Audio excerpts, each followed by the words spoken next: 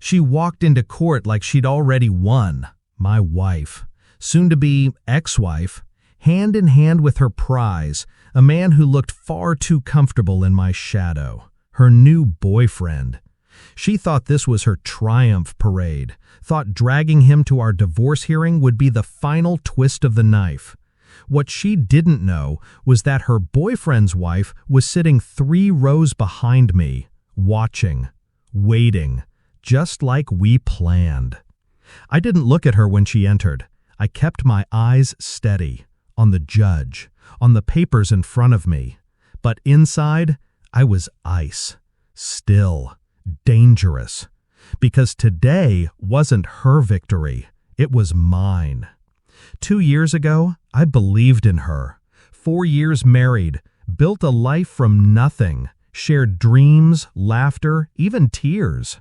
Nights when we lay awake planning names for children that never came. Sundays making pancakes she always burned, but I ate anyway. I didn't see it then, the signs, the late meetings, the sudden smiles at texts she wouldn't let me read, the growing distance. The nights she said she was tired. The months I believed her. Stupid. No, not stupid. Trusting. That's what made the betrayal cut deeper. The truth didn't come all at once. It dripped like poison. A receipt for 2 at a restaurant I'd never heard of. A whispered name when she thought I was asleep. Then one night her phone lit up across the room. Miss you. Same time tomorrow? I didn't confront her. I studied her. Because anger is loud. Revenge is silent. I spent months mapping their affair. Every message, every meeting, every lie she whispered across our bed while thinking of him. I traced their dinners, their hotel rooms, watched them from corners they never noticed. But it wasn't until I followed him home that I discovered my sharpest weapon. He had a wife, Emma. I knocked on her door like a salesman, paperwork in hand. But what I was selling wasn't salvation. It was war. She didn't cry when I told her. She listened, calm, dead-eyed. That's when I knew we understood each other. 2 strangers bound by shared betrayal. From that day, Emma and I moved in silence. She had access to bank records I couldn't touch. I had surveillance footage she didn't know how to get. Together, we built a file thick enough to crush 2 hearts. But evidence wasn't enough. Not for me. I wanted devastation. I wanted her to watch her world collapse, brick by brick, without ever seeing the hammer. I filed for divorce, quietly. No fights, no accusations. That confused her. She didn't understand why I wasn't angry. Because she thought indifference meant defeat. She didn't know indifference was the final stage of planning. Behind the scenes, I moved assets she didn't know existed. Closed accounts she thought were joint. Shifted properties into silent trusts.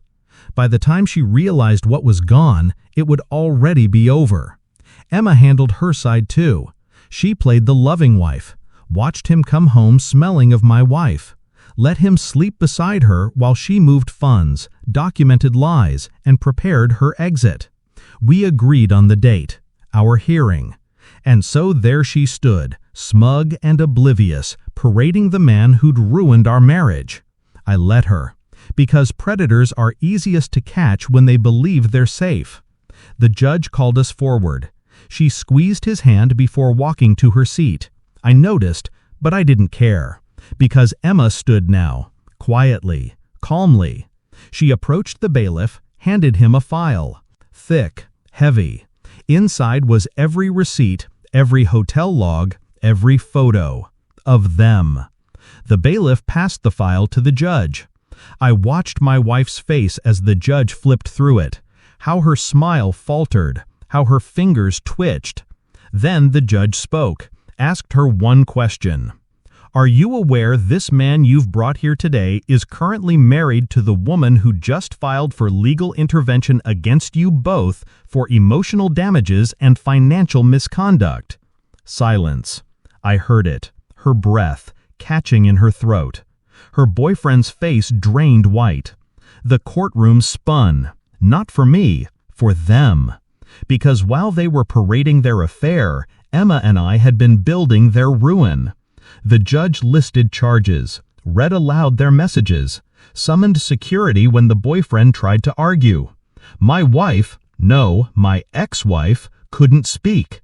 Not when the judge informed her that our prenup, which she assumed irrelevant, was still binding due to concealed infidelity. She walked into court thinking she'd leave with half. She left that day with nothing, except shame. When it ended, I didn't look back. Didn't need to.